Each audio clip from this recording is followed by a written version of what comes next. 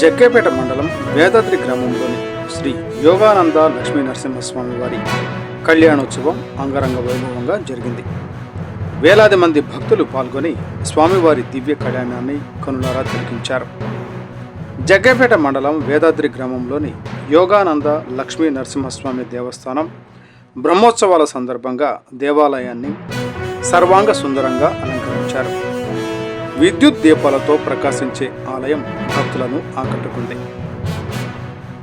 స్వామివారి కళ్యాణోత్సవాన్ని దర్శించుకునేందుకు జిల్లాలోని అనేక ప్రాంతాల నుంచి భక్తులు భారీగా తరలివచ్చారు. వేద పండితుల మంత్రోచ్చారణల మధ్య సంప్రదాయబద్ధంగా కళ్యాణ మహోత్సవం నిర్వహించారు.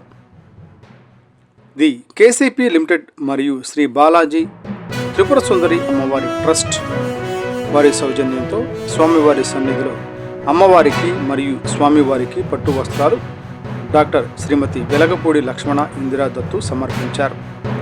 ఆలయ నిర్వాహకులు ప్రత్యేక పూజలు నిర్వహించగా కళ్యాణ వేడుకలను తిలకించిన భక్తులు భక్తి పరవశంలో మునిగిపోయారు.